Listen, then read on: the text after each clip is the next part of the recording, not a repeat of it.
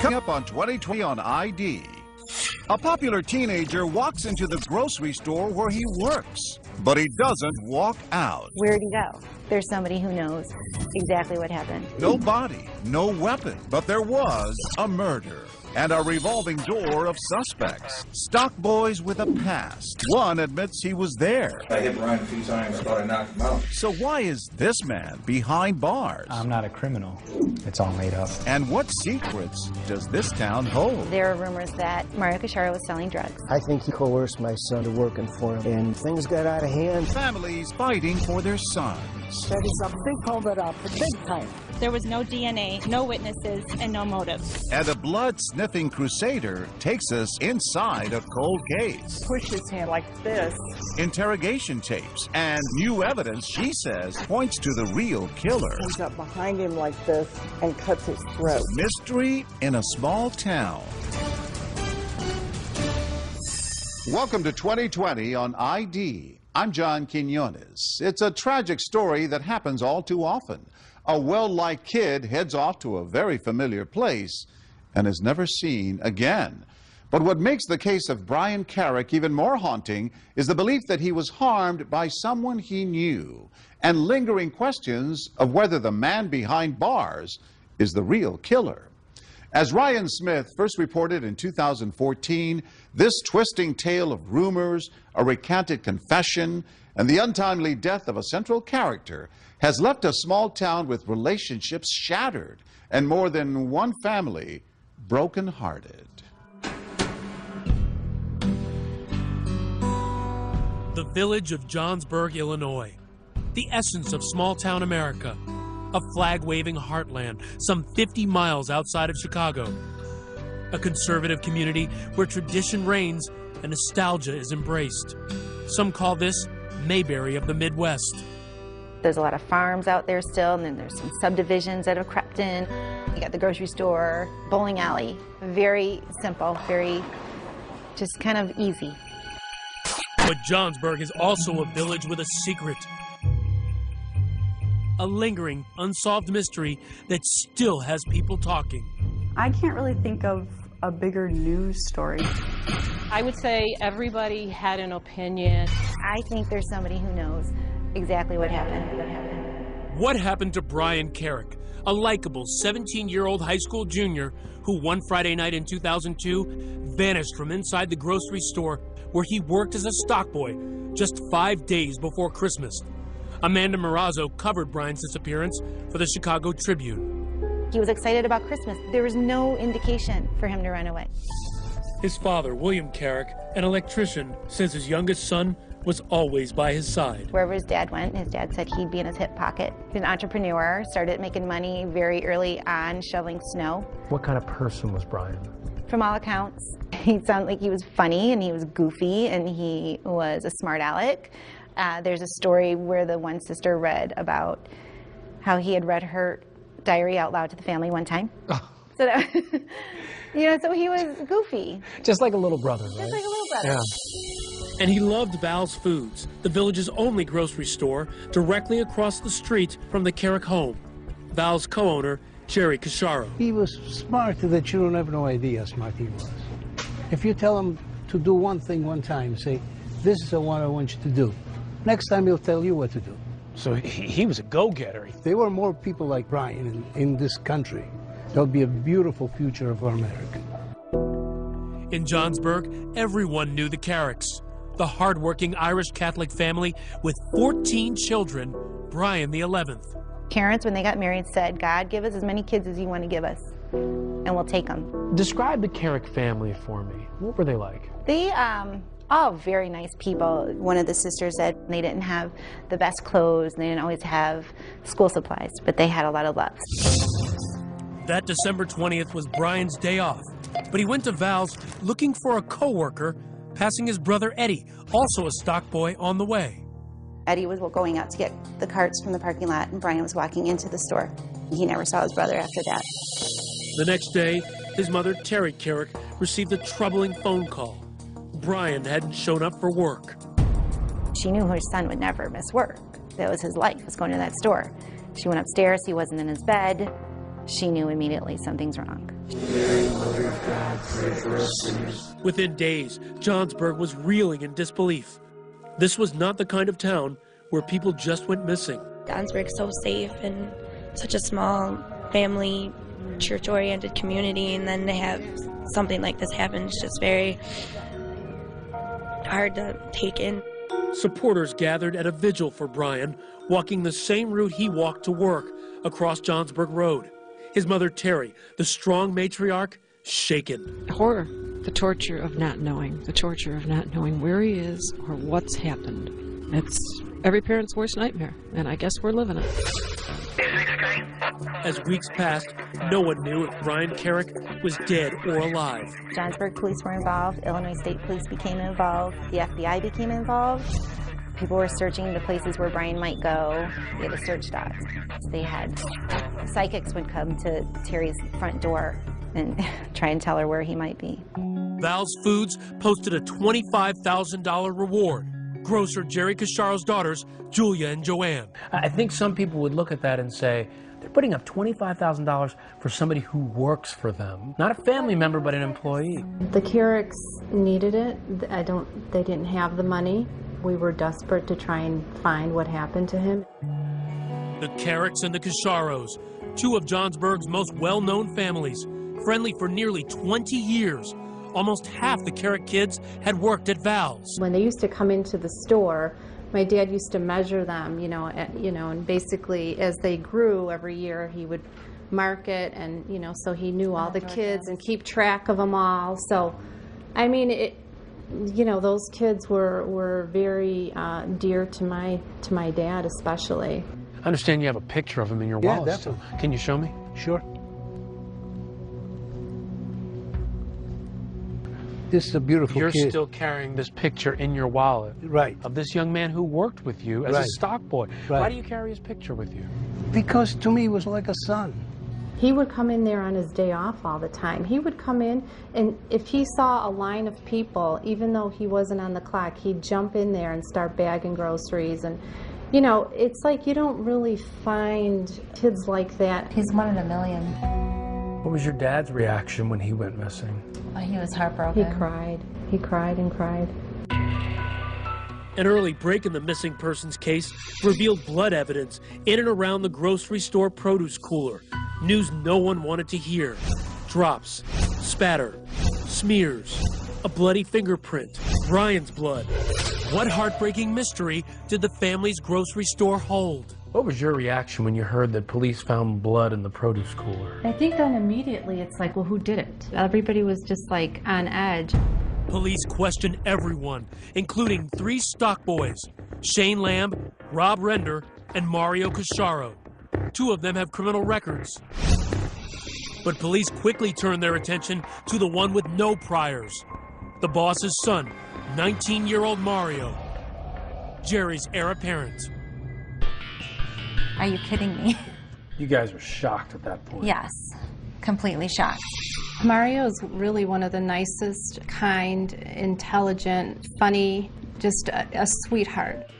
Cops were beginning to develop a more sinister profile as Brian's father, William Carrick, would share with a local reporter. Mario allegedly was selling dope, and I think he coerced my son into working for him.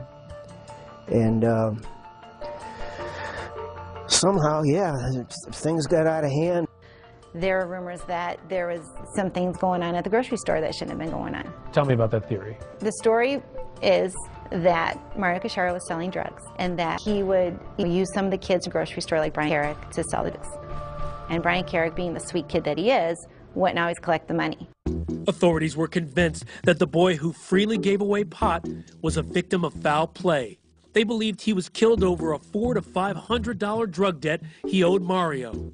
Police began to dig into Mario a little bit, and they believed that he was selling drugs. I think, maybe he smoked pot. I think maybe him and his friends bought it and sold it to each other. I mean, you're talking about a very small amount. But with no eyewitnesses, no physical evidence tying Mario to the crime scene, or even a body, the investigation grew cold.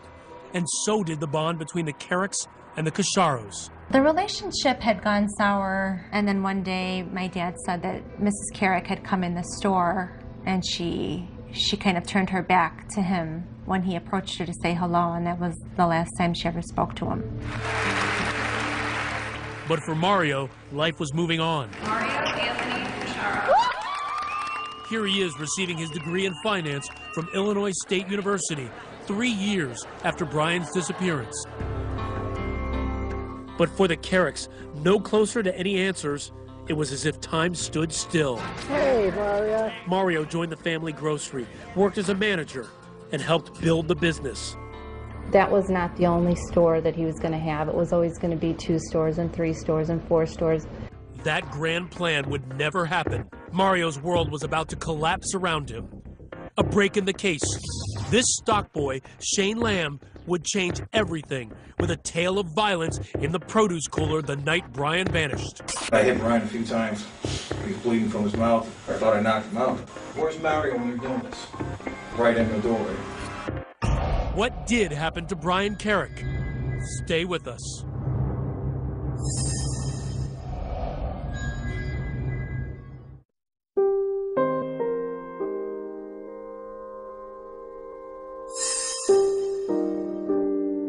I would like to thank everybody for attending tonight. A toast to prosperity and future. Salud. Happy memories for Mario and the Casharo clan. Older brother Eugene's big Italian wedding. But good times were in short supply for this family. Jerry and Maria Casharo, Italian immigrants, met and married in the States, realizing their American dream when they joined with relatives to buy Val's Foods.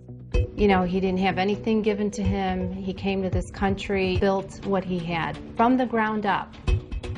In an age of superstores, Val's thrived in this small town where a night out is spent at a bowling alley or a pizzeria. Nearly every family in the village shopped there. So many of the local kids worked there. And for the Casharos, the future was bright. Those dreams now tarnished by tragedy and grisly rumors about missing stock boy Brian Carrick, believed to have been killed inside the store's produce cooler. One of the persistent stories is that Brian was killed in the cooler. Mario called family from the city who came in, dug him up, dismembered him, and threw him in a river in Iowa. It snowballed into these disgusting rumors that that he was cut up in our meat department, and then it started becoming that our family was involved in some kind of crime family. The FBI investigated and dismissed rumors of a mob hit. This case may have remained an unsolved mystery if not for this man. This is Assistant State's Attorney Michael Combs. Also known as Mick Combs, a tough, hard-edged prosecutor, determined to find justice for the Carrick family. 2010, a break in the 8-year-old case. Prosecutor Combs finds a key witness. His name, Shane Lamb. Who is Shane Lamb?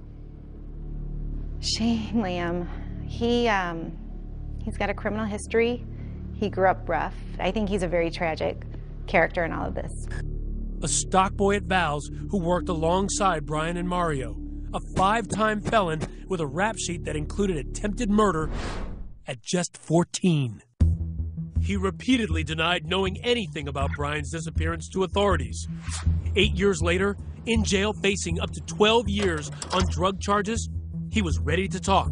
But first, he wanted a deal, and so did prosecutors. Shane Lamb is given immunity from the offense of murder, involuntary manslaughter, concealment of a homicidal death, and any other offense resulting in his involvement in the disappearance of Brian Carrick.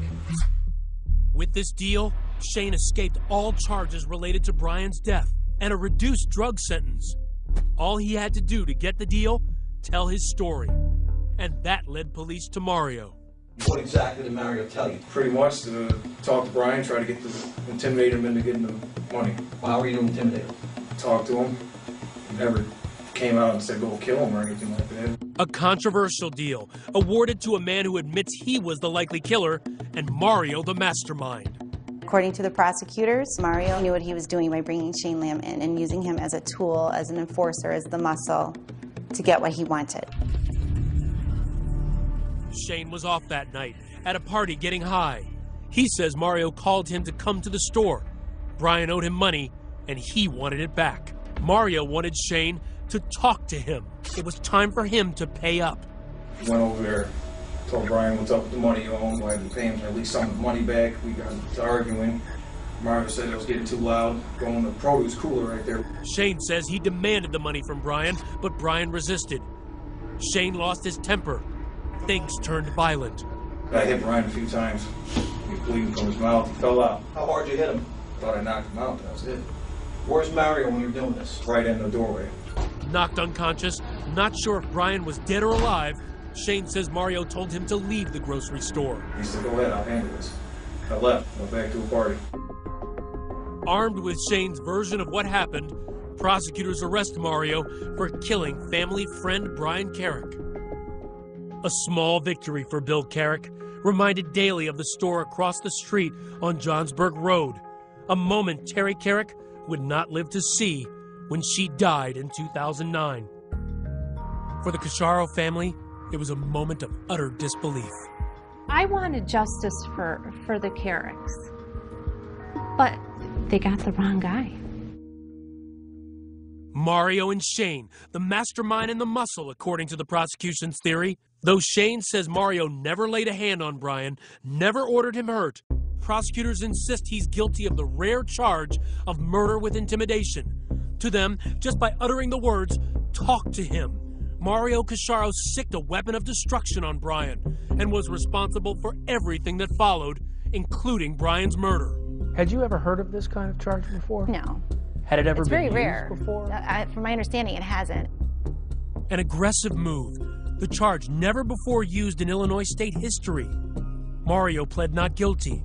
The case goes to trial. After 12 hours, jurors were deadlocked, 11-1 in favor of the prosecution. A hung jury. Sometimes lay people struggle with one person being legally accountable for the actions of another. When you learned that it was a hung jury, what were you thinking? Frustrated, just like the Carricks were. Prosecutors went after Mario again, vowing to retry him. March 2013, Mario goes back into court, facing another murder trial, and once again, Shane Lamb is the prosecution's star witness. Prosecutors telling jurors Shane Lamb was Mario's enforcer, a tool for his dirty work. You don't bring Mother Teresa to a shakedown. You bring a badass like Shane Lamb. In closing arguments, prosecutors branding the pair mean little delinquents, criminals who flock together in Mario's drug cartel.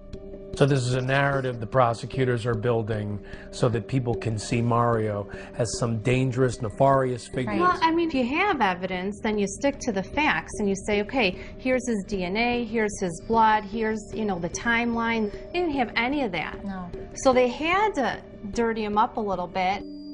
Prosecutors' clever strategy worked. Juror Melina McVicker. He kind of looked more like the spoiled rich kid that was trying to be like a little mini gangster or something. The man who didn't say a word throughout 2 murder trials decided to speak only to 2020. But why now? Did you kill Brian Carrick? Stay with us.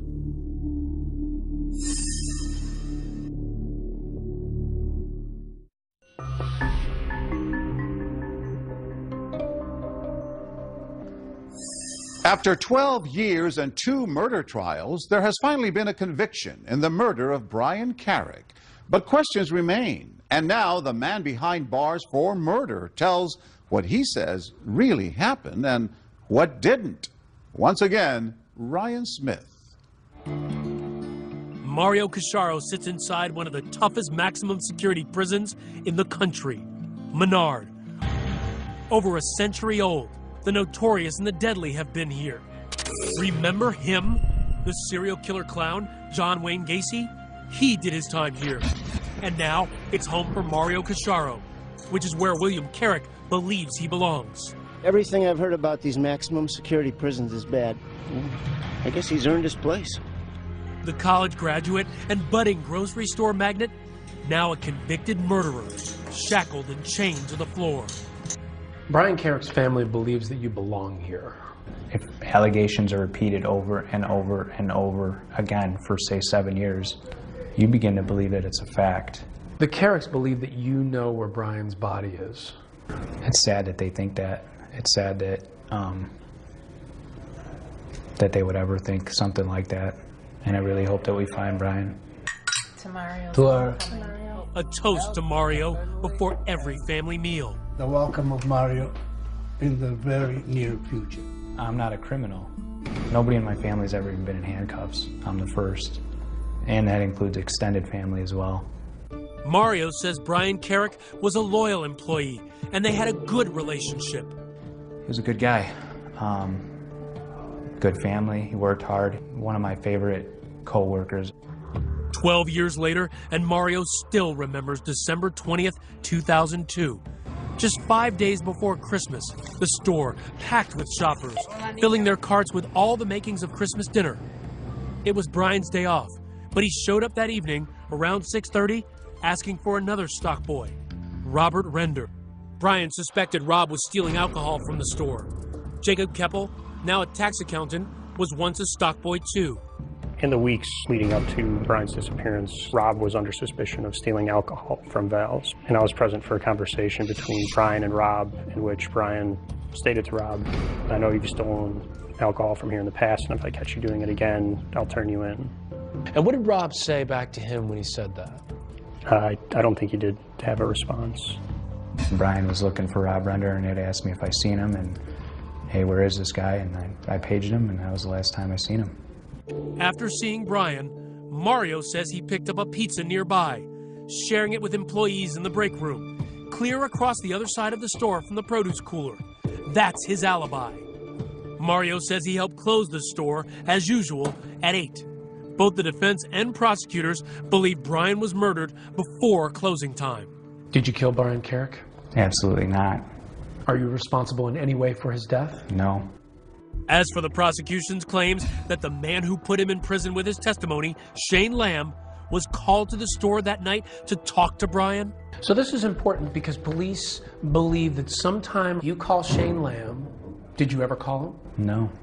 We actually gave them my phone records and showed them that there was no call. On your urging of talk to him, has an altercation with Brian Carrick, punches him a few times, lays him out. You tell Shane, go, I'll take care of this. Any truth to that? Not at all. I didn't even see Shane in the building that evening. Why would I say, yeah, buddy, let me take care of this for you? I don't even know that kid. Let me just take care of a murder for you. Be serious, you know what I mean?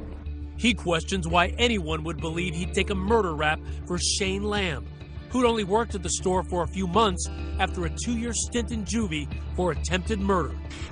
But what about the witnesses who testified Mario sold pot? Did you ever sell drugs? There were times that when I was smoking pot that I would, I guess, sell people pot out of my personal stash, but it wasn't anything that it wasn't like a criminal enterprise. Did Brian ever sell pot for you? No. Did Brian ever owe you money from selling pot?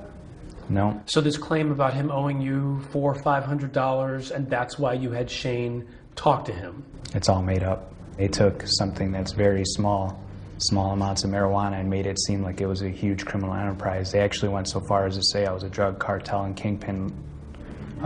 That's significantly different than smoking some weed with your friends. Former local reporter Sarah Strzelka agrees.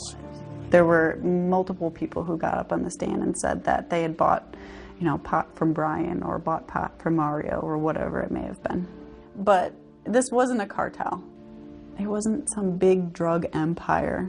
It was high school kids buying a little bit of pot here and there. You didn't testify at your trial. How do you feel about that decision now? I think it was the wrong decision. I wanted to do it at the time. I was just advised not to. His future was in the jury's hands, and they never heard from him. That may have cost Mario his freedom. The verdict. What's going through your mind as you're waiting for that verdict in the second trial? What is taking so long? What are they thinking about? What could they possibly have found to be credible that they've seen? Did you think at that point you were going home with your family? Yeah, sure did. How firm was your belief that you were going home? 99. Going home wouldn't be in the cards. A guilty verdict. Mario's mother's outrage, caught by local news cameras. My son is innocent. There's a big culvert, big time. His family sobbed. His father wailed. Mario is confident the whole time his hat was up, and then he just drops his hat. He was shocked and thought he would never be convicted. There's no physical evidence. It was heart-wrenching. It was if Mario had died. People were sending flowers. People were just coming in to hug us, and it was such a surreal, emotional experience. It's like an experience I can't even explain to you. Can you make it through 26 years in here? I don't want to. I mean, if I have to, I will find a way, but I don't want to. I don't want to sit every day thinking about, how did I get here?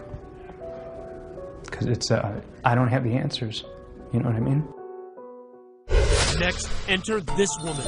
She's on the trail of evidence never brought to trial, and a new suspect. I didn't do anything, and I don't know anything.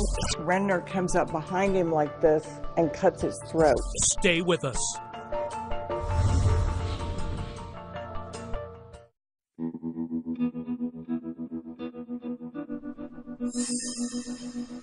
They walk in silent protest, a family crusade to free 31-year-old loved one Mario Casciaro, sentenced November 2013 to 26 years for murder. There was no physical evidence, no DNA, no witnesses, and no motive. When you are innocent, you are going to fight until the very end because you know you're innocent. And we're going to fight to the very end because we're 100% behind him. And that's why they hired this gladiator, Kathleen Zellner, a high-powered attorney, to appeal his case. Her reputation, overturning convictions and solving cases. She's uncovered what she believes are secrets long tucked away inside the family grocery store. I believe we have an excellent chance this will just be reversed outright.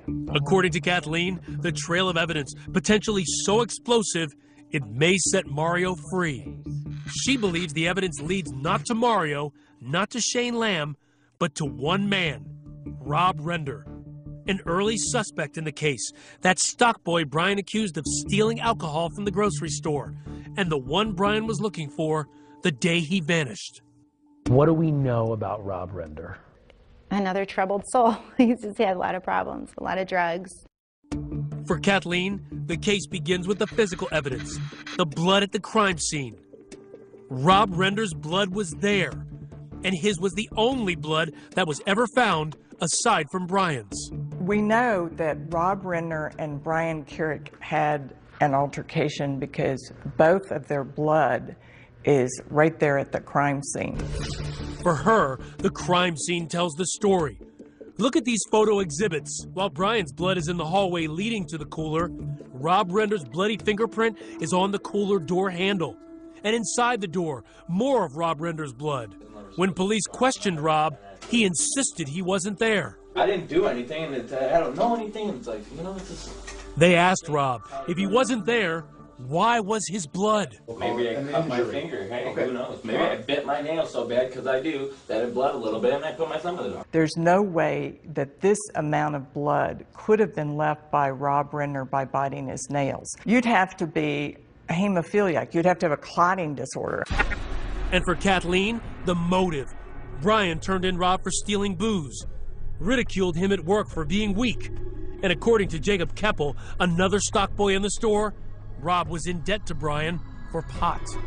Brian had told Rob, if you don't have it by Friday, it's $60. And to me, that meant if you don't have the $30 you owe me for weed by Friday, then it's double. Next, opportunity. Where was Rob Render that night? Kathleen contends that other employees said Rob was nowhere to be found for nearly 2 hours. But according to Rob, I was probably stoned. That night? I'm sure. I was 17 years old. That's all I ever did. I never, ever left work. Maybe they were looking for me and they couldn't find me. Maybe I was stuck in an aisle somewhere. Maybe, maybe I went on break. I'm telling you, I never left the store. But maybe he knows more than he's telling. That's what police thought. He told a friend there was a fight in the cooler, and that led them to the crime scene. Honestly, that's what led us over to the cooler. And led us to the blood. Nobody else has said that. There was a fight in the cooler. Nobody else knew where the scene of the crime was. A detail Kathleen believes only the killer would know. She says Rob also tried to cover his tracks, mopping up the produce cooler that night and being on the scene the next morning when co-owner Jerry Casciaro noticed a pool of red-tinted water. What did you think that circular stain was from? At the time, actually, I only thought it was Hawaiian punch. Okay. I got a little hot under my collar, and I said, okay, you, clean it up. The you clean it up was Rob Render. And Kathleen has a witness, an employee at the grocery store when Brian disappeared, who could rock the prosecution's case with explosive claims. What did this new witness have to say? The new witness said that Renner had made a statement to him just a week before Brian disappeared, that he was very angry with Brian and that he was going to jump him with a weapon. That matches with her version of events. Kathleen says the fatal blow wasn't from a punch, as Shane Lamb confessed, but from a knife. Tell me what you believe happened between Brian and Rob Render. I believe that Renner comes up behind him like this and cuts his throat, and in the process cuts himself. Then I believe that Brian starts falling forward and Renner grabs the door. That's why his thumbprint is on the door. And then he pushes him like this. Then he scrapes against those boxes. That's why the transfer blood is there. The attack is in the hallway. So we're all familiar with the blood evidence. And acting on a tip from this witness, Kathleen's investigators finding a piece of evidence in the police report, a pair of soiled underwear with a brownish red color. Kathleen thinks it may be blood. Mario's attorney, Kathleen Zellner, believes that what may have happened in this lady's bathroom could blow this case wide open. A stock boy coming in this bathroom about a month after Brian disappeared saw that there was a leak in this bathroom and saw that it led up to this panel. So he stepped on this toilet, lifted up this panel, and found a pair of men's underwear size small. A size similar to Rob. The underwear handed over to the police. But Kathleen says it wasn't entered into the evidence log and never made it to trial. That is a huge bombshell, and that's why we want to have DNA testing. We want to confirm if that was his underwear, because if that's got Renner's blood on it and Carrick's blood on it, that is all you need to know about who committed the murder. So we don't know that for sure. No. You just need to check it out to see if that's a part of the picture. Prosecutor Combs admitted to 2020 that the underwear was not tested, but stated both the police report and the witness were available to Mario's defense lawyer before trial. Unfortunately for you, the evidence points at you. Almost all of it points at you, Rob. Rob wasn't let off scot-free. Police charged him with concealing Brian's murder, but later dropped the charge. Rob Render never told his story in court. Struggling with drug issues for years, he overdosed on a cocktail of heroin and cocaine and died in 2012, just months before Mario's second trial.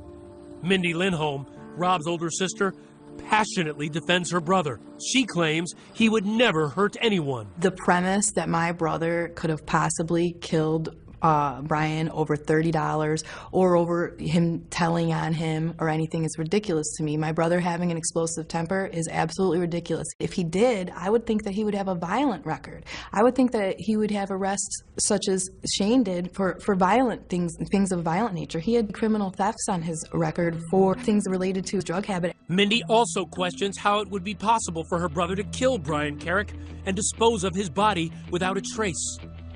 My brother was on foot. He didn't have a car of his own, a vehicle of his own. How does a 17-year-old boy kill another boy with a knife in an open grocery store with customers coming in and out and other workers? How does a 17-year-old pull that off, get rid of the body so well that that body is never to be found again? And she accuses Kathleen Zellner of scapegoating her dead brother. I asked him, what he knew about it, and he said he wasn't there, and he didn't know what happened. It's a convenient story for an appeals case because my brother's not here to defend himself, but I do not believe that my brother had anything to do with Brian Carrick's disappearance or the cover-up of his disappearance. I'm sure prosecutors will say this is a classic case of blaming the dead guy. To me, that's meaningless to say blame the dead guy. Doesn't mean dead guys didn't commit murders. The only person that really dislikes Brian Carrick is Renner. The only person that owes money to Brian Carrick is Renner. The only person who's ever described wanting to jump him with a weapon is Renner. And the only person in that back hallway is Renner. Next, the state's star witness, Shane Lamb, the man who put Mario Casciaro behind bars, does a shocking about-face. All of it was false. Every single thing, the state's attorney set it up. Stay with us.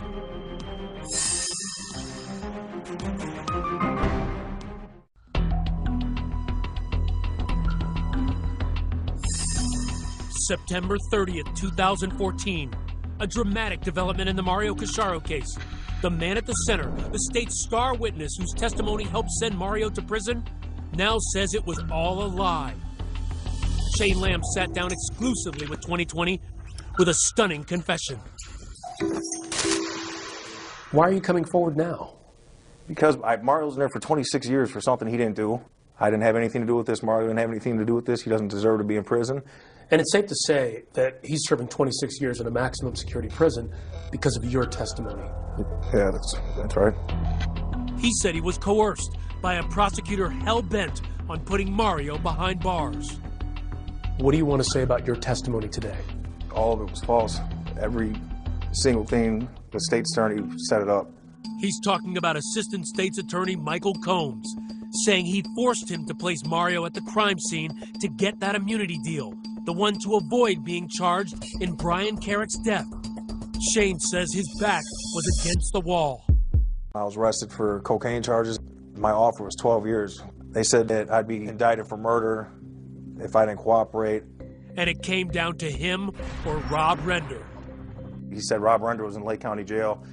If I didn't want to talk to them, that they're going to go to Rob Render next. So you believed that they were either going to feed a story to Rob Render that he was going to tell about his involvement or Mario's involvement, and right. Whoever took the deal first. Exactly, yeah, 100%, that's how I felt.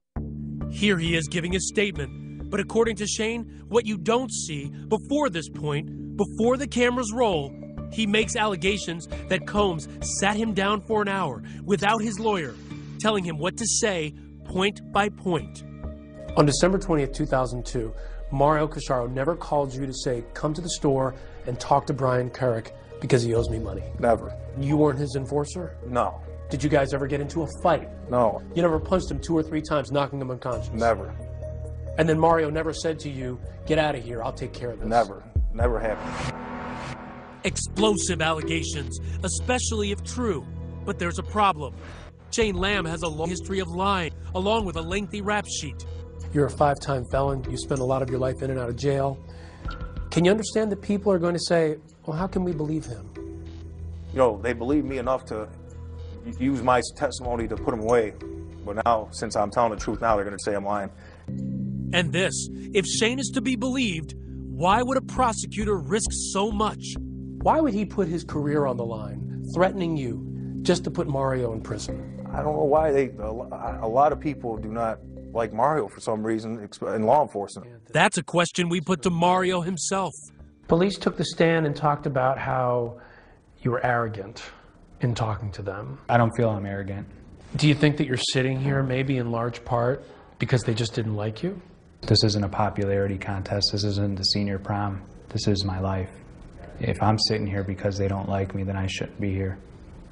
The state's attorney's office wouldn't go on camera because the case is on appeal.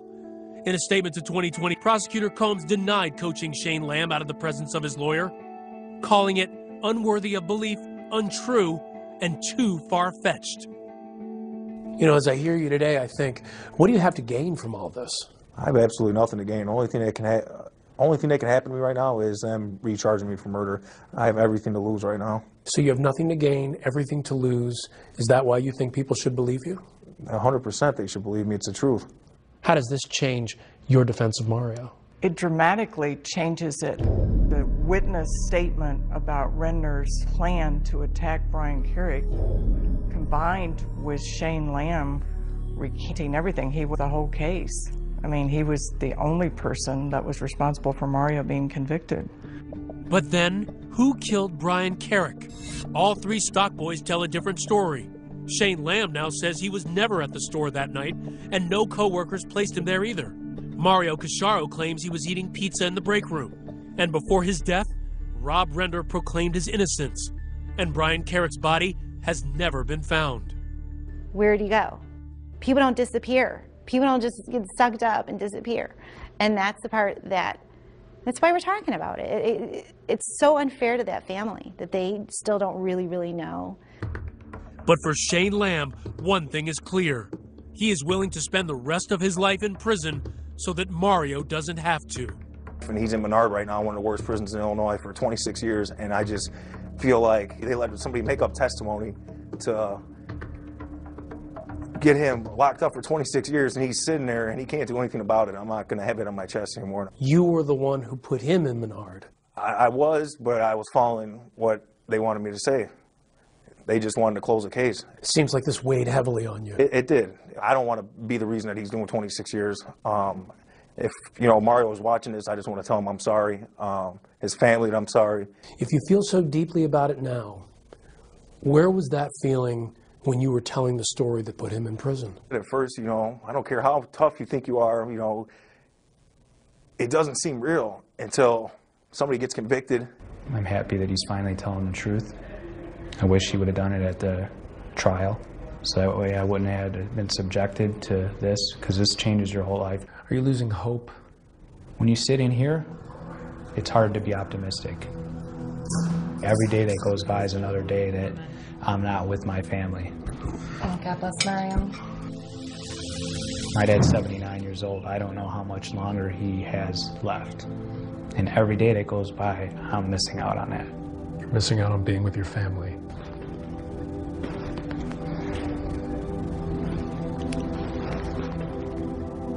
We lost Brian. We're not going to get him back. And then the only thing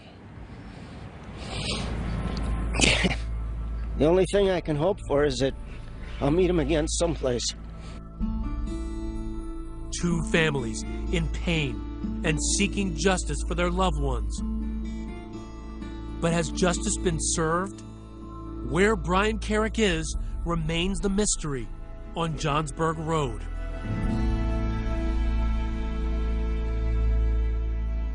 12 years after the disappearance of his son, William Carrick died of natural causes. He was 67 years old. Julia Mill, Mario Casciaro's sister, says her family wanted to reach out and send condolences, but they didn't want to upset the Carrick family. As of 2015, Mario's appeal is still pending.